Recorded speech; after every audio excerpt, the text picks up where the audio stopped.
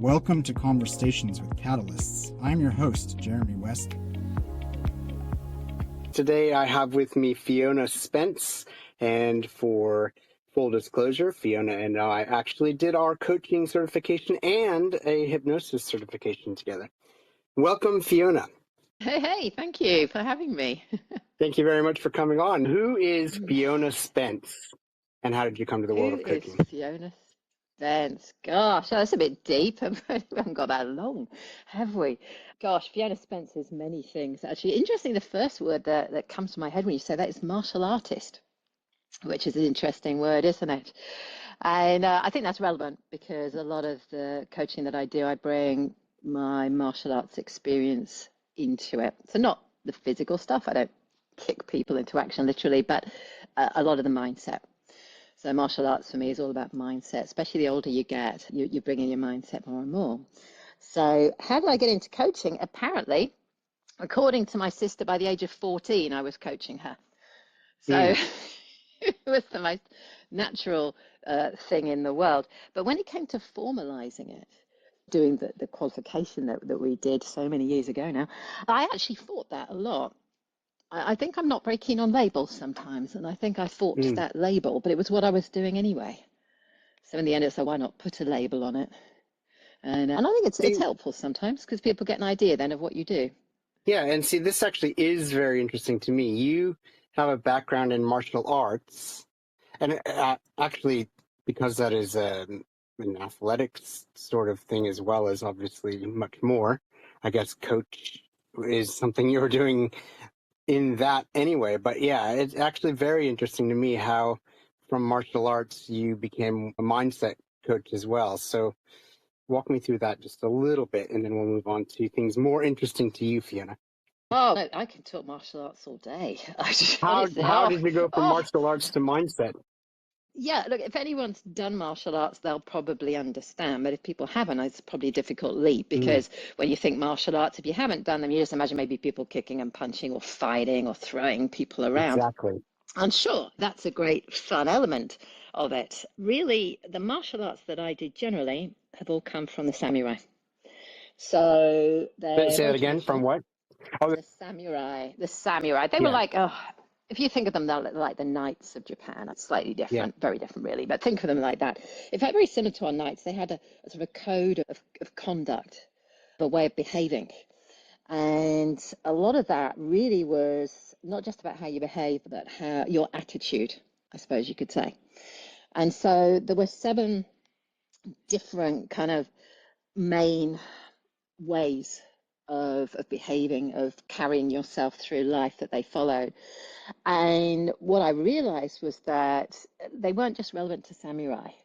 They could be relevant to anyone, not just to people fighting and so on. So I took them and created an acronym because acronyms make them easy to remember. So I created this acronym, CHARGED.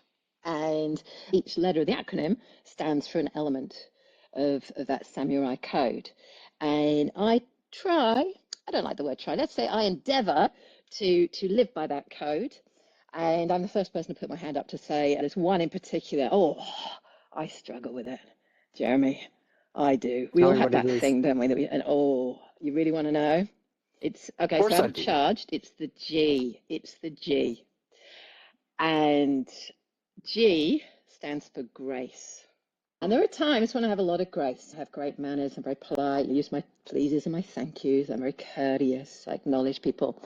But then there's those moments, I think we all have them, right, where grace just goes completely out the window. And you don't behave as your best self. And you really hope there's no one with a camera about to put it onto Instagram or something. That moment where you know your best. And I think that's the one for me that I noticed the most out of everything. The first one is C is for courage. I'm actually a very courageous person. I'm very comfortable getting uncomfortable. I don't mind stepping out of my comfort zone and doing new things. Martial arts have taught me a lot of resilience.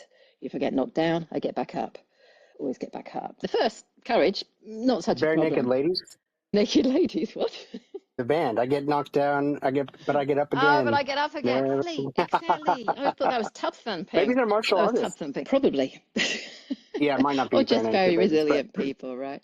Now that's very interesting. Well, first of all, when you first said grace, I probably from my religious background, I thought forgiveness, but that doesn't seem to be how you're using the word grace. I think of it more like in the traditional sense. It comes from, I think the word comes from Greek mythology, I think, and you had the three graces, and they showed different things. They acted in certain ways. They were also musical. They could dance. They moved with grace, which interestingly in martial arts, particularly the ones I do, there's a lot of talk about the way you move. And a good martial artist, That kind actually, of if you grace. watch them, flows with grace, right? So you've got your movement, but then you've got your attitude as well, the way that you respond and behave to others. And some people seem to, they walk in a room, they glide through it. If you think traditional kind of, oh, I think Princess Grace of Monaco, was it? Was she called Princess Grace? No, that's convenient if she wasn't there. But anyway, there was a Princess of Monaco, and when she walked through a room, everyone noticed her, but in a calm, amazing way where they just like, wow, who is this person? And she made them feel important. She made Yeah, I them, hear about that. yeah. I What an hear about amazing way people to like be, that. They walk into a room of hundreds of people, but they make each person feel like they're just there with just them. Yeah, Is that the it's sort of true, thing? isn't Yeah. it? Exactly. And when they look you in the eye, that they're looking at you. They're not thinking Yeah. about what they're going to get from the shops afterwards. And interestingly, Or I've got to get on to the next I've always person. exactly. Yeah, who else can I Yeah. network with? Who can help Yeah. me here in this networking event? Oh, isn't that the worst? People dash around networking event, desperately trying to find new clients. You're not actually really listening and paying true attention to the person in front of them. So, Yeah, I'll give a little. I don't um, remember where I heard this hint, but I heard it's far better at a networking event to get to know one person really well than to go give your business card to every person. that's right. Yeah, because that one person will remember you and Mm. you'll form a connection with them, a bond effectively. You'll be able to help them. They'll be able to help you. Who knows, right? You never know which direction it's going to go. You might go to a networking event and find out actually you're just helping a whole load of people. But that all comes back in the end, right? That brings up something interesting when you said that when you look at the acronym, the one that you struggle with the most is GRACE. I've heard Yeah. of a guru somewhere or a sign or something that said, I teach what I most need to learn. Do you find that the clients you attract are grace is the thing they're most needing to learn as well? That is a fabulous question, Jeremy. No, it's probably the thing I Yeah. have most of, which is courage. Oh, Yeah. okay. Yeah, yeah. Good. Well, that makes sense. Yeah. And And you and I had courage, the same. define courage Hmm. for me. Define courage for me. Courage. Oh, what a good one. Oh, your questions are fabulous, Jeremy. You're good at this, aren't you? Courage. What is courage? The Courage reason I ask that is is, because I think a lot of people think that it's not being afraid. But would you say that yeah, that's the case, or would no, you I define was it differently? literally going to say, and okay, I think I read this book when I was younger. All I can remember is the title, and it may be I just read the title and that was enough. And the book was Feel the Fear and Do It Anyway. No, Now, I like I found say, that I don't in know if I read the self-help book, books in right? general. Because Usually the title is all you need to know.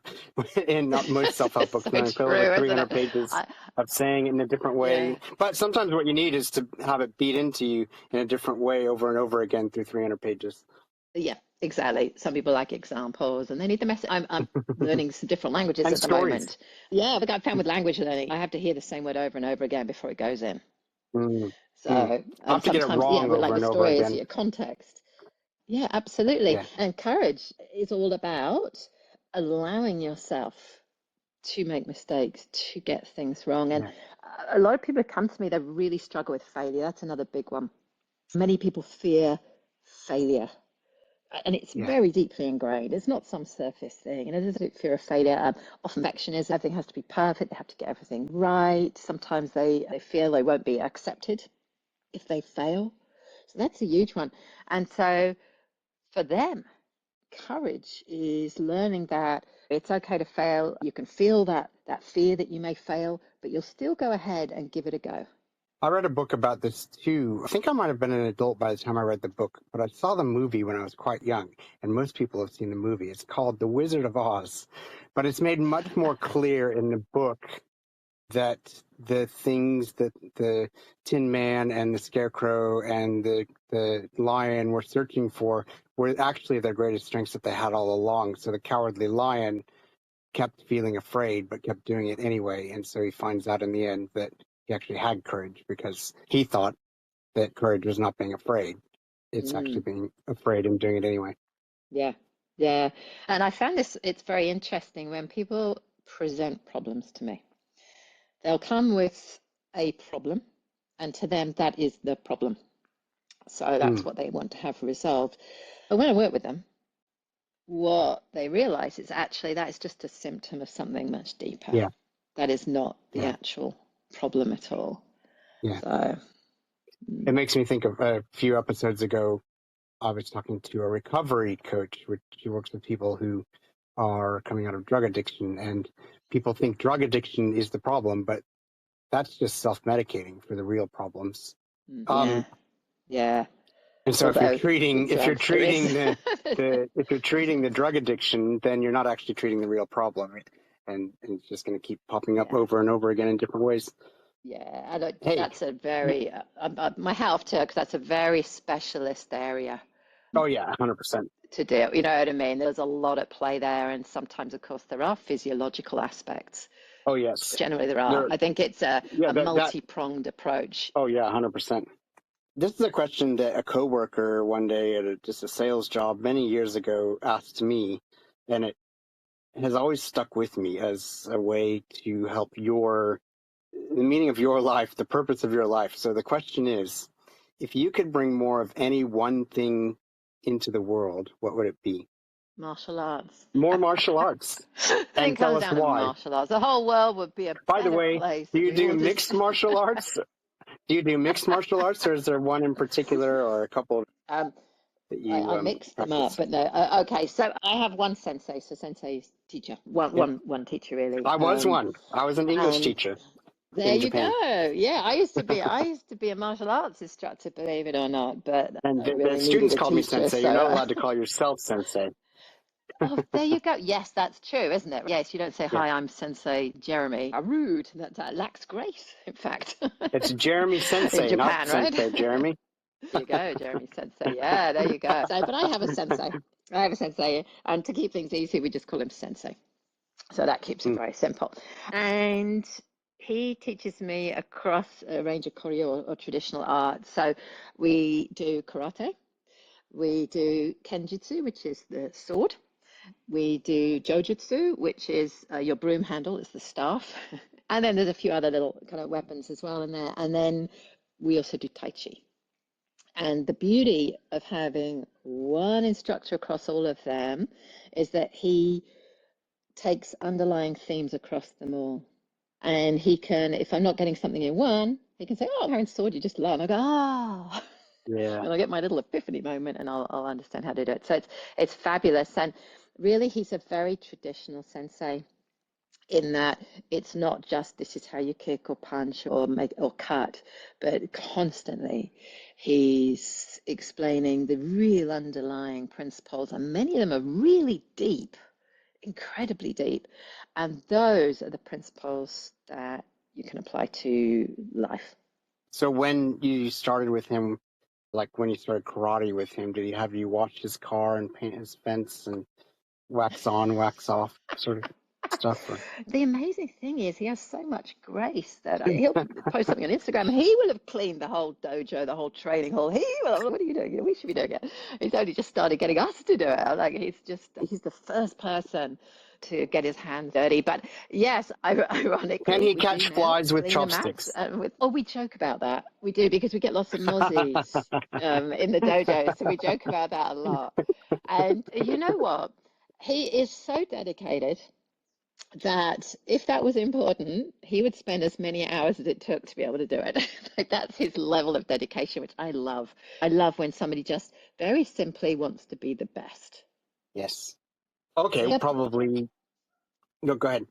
No, I was going to say, I think that's a principle that we should apply to more things in our life. Because it doesn't matter if it's actually possible to be the best or not. After all, what is best, really?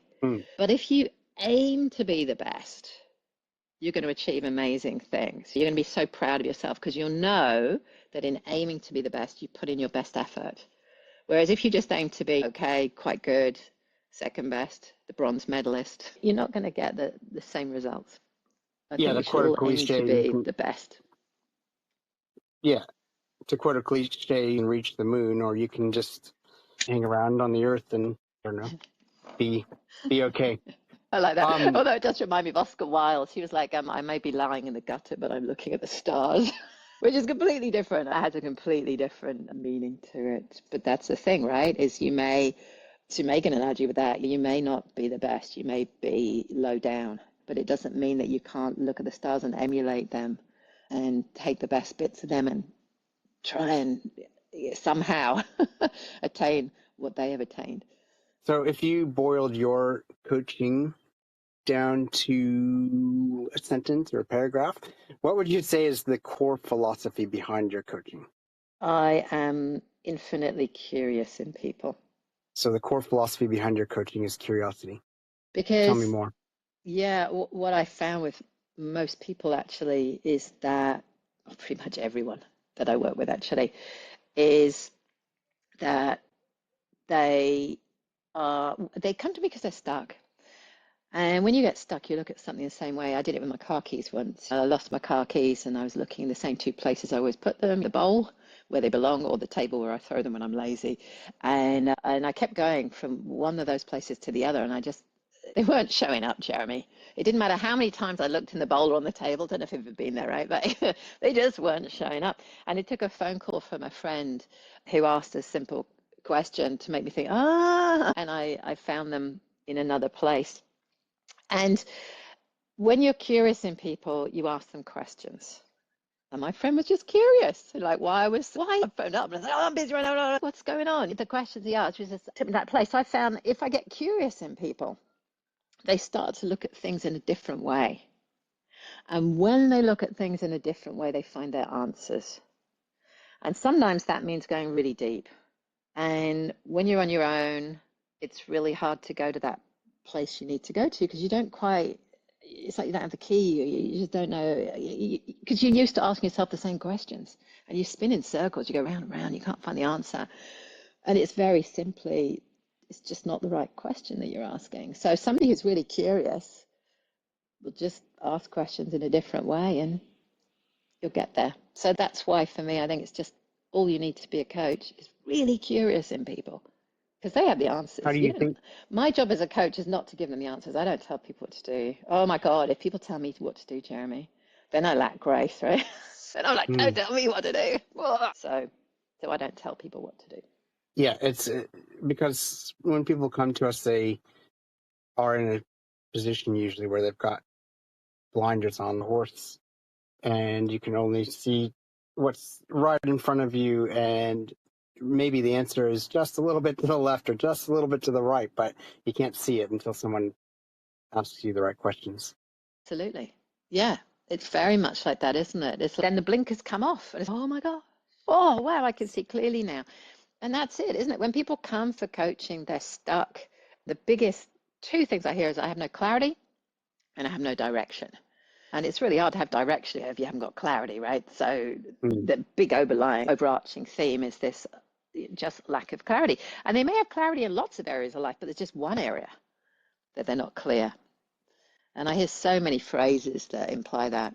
Spinning in circles and going round and round. I'm on a wheel, or everything's foggy, or I can't see through the mist, or I can't see the wood for the trees. There's numerous phrases that people tell me when they come to me that, just imply that they're looking in the wrong places, or they just don't know where to look. So my job's to help lift the mist so they can see the wood and the trees. So speaking of that, could you please share with us a success, without using any real names, share with us a success story of a client who came to you and where they were at the beginning and where they ended up? God, there are so many. Random one. I'll take Michael because he's on the website. It's basically stuck with setting up a business and just which one to do. Too many ideas, right? How on earth do you decide which one's right for you? And I get this quite a lot. People come and they're either stuck in their career and they don't know what direction to take, or they want to set up a business, but they don't know which one. So in one session, it only took one session, and I'll explain what that is in a second, but you get absolute clarity on what he wanted to do. It was really clear on this. I didn't tell him, just to remind you, right? I don't tell people what to do. I enabled him I facilitated him to get the clarity, facilitated him to work out what he needed to do. We had a follow-up chat a month or so afterwards. Amazing things were happening, had a business partner, all these things were in place to set him up for amazing success, to make huge amounts of money.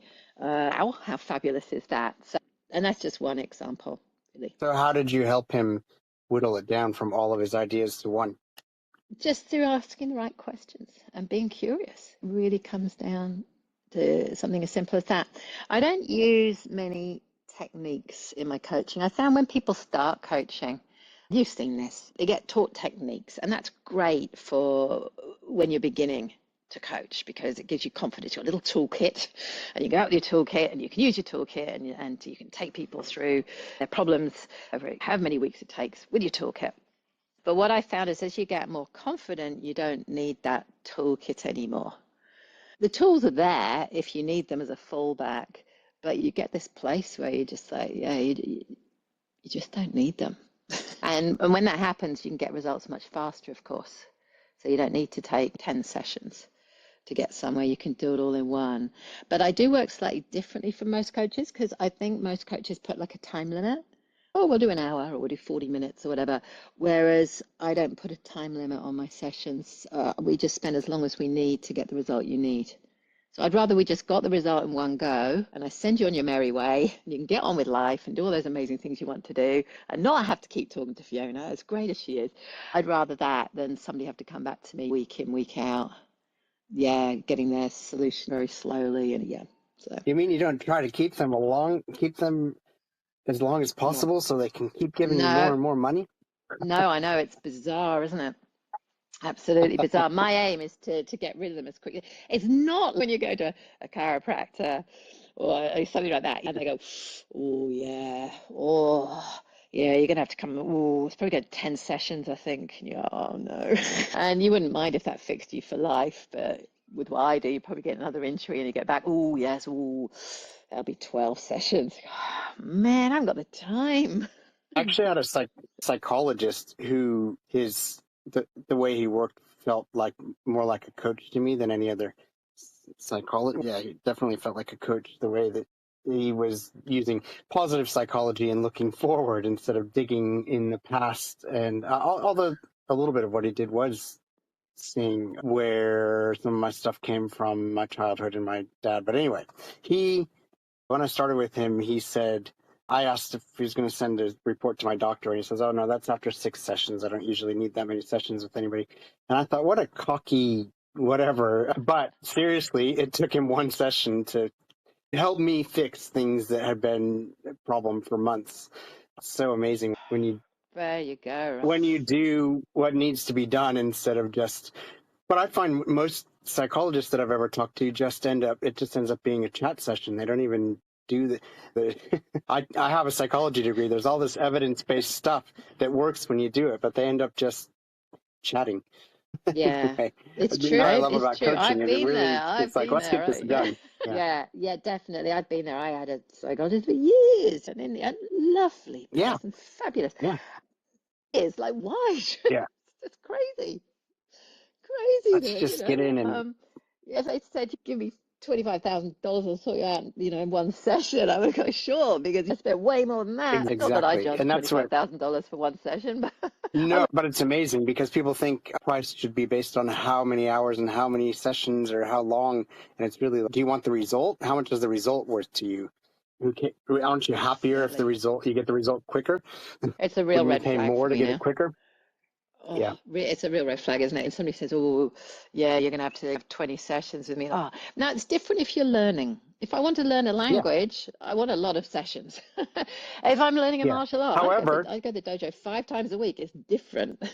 yeah, true. However, with languages, there are a lot of things that can be done to learn it a lot quicker, such as actually going into the things that people actually say instead of just learning, I don't know, all the random animals that you never talk about and stuff like that. It's so funny you Yeah. say that. I'm on an app at the moment. I won't mention the app, but I'm Go. on an app to help you. I'm not saying a word, Jeremy. And when you give them phrases like "the big pig is here" or "that is a pretty goat," You do start to, like I'm learning Czech because I'm going off to Czech Republic in July.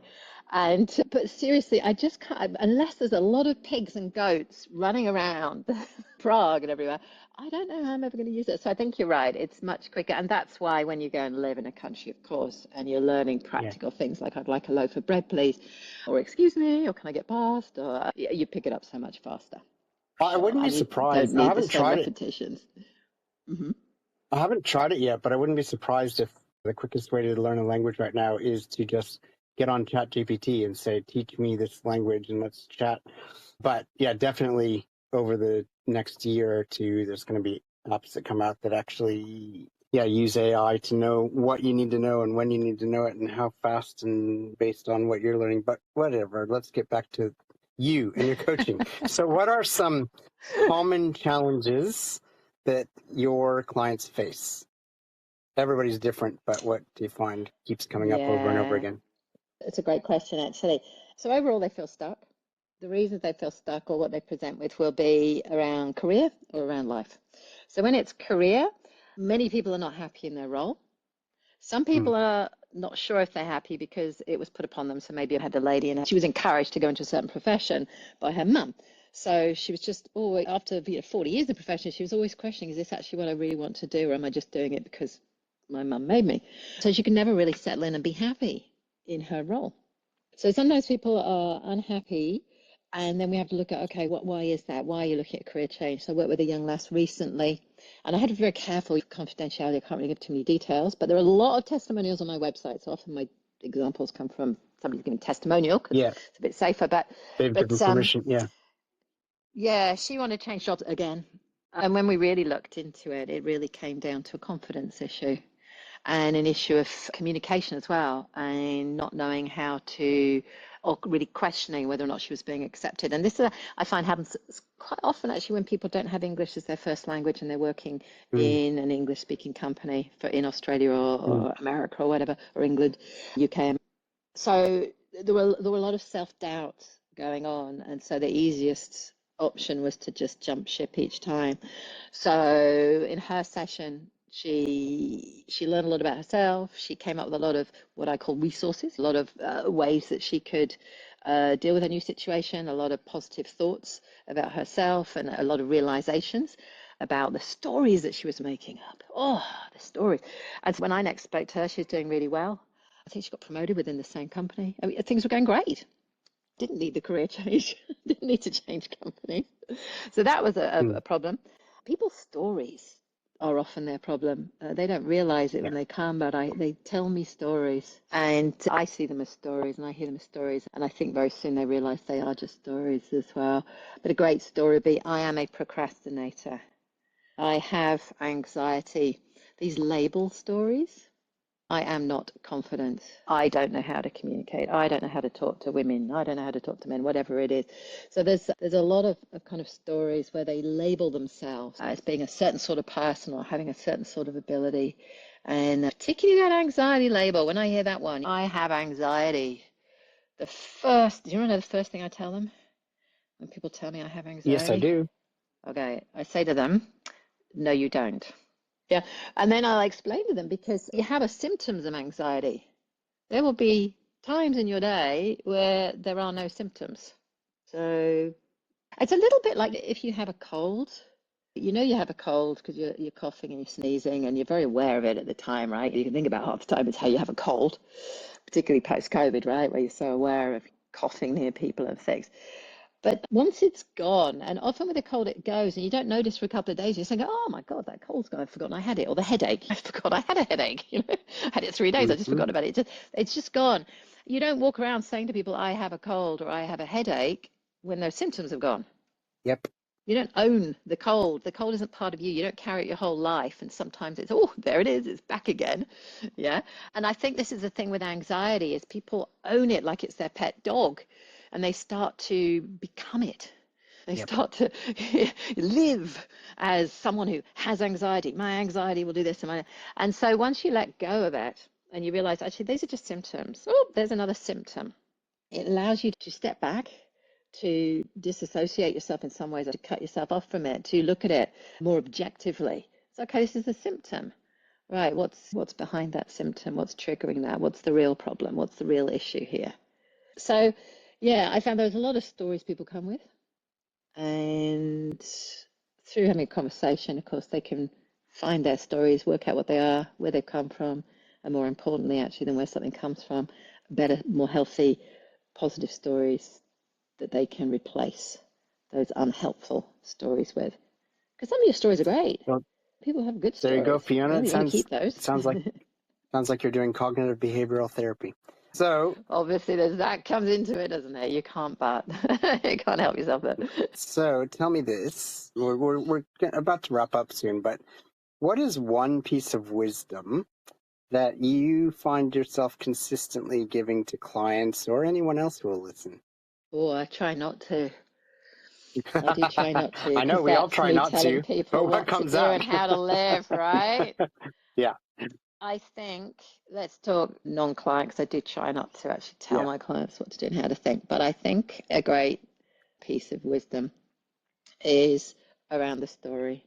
And it's just recognizing, what am I making up right now? What is this? Is this, what's the story I'm telling myself? Is this a story that's serving me? Do I want to hold on to this? Is this helping me in any way? Yeah. So I had a lady recently, and actually many people who just are very negative. They've got into a habit they didn't used to be. They've fallen into a habit of negativity. And negativity is all around the stories. They're all negative stories. So you can start to recognize them. And I think the Have you first read step one, *Sapiens*? recognize it. Step two, own it. And step three, you can change it. Have you read *Sapiens* by any chance? No. It's a very interesting book. It basically looks at that. That's the defining characteristic of humans compared to other animals, as far as we know, is that we are full of stories. We love to tell Yeah. stories.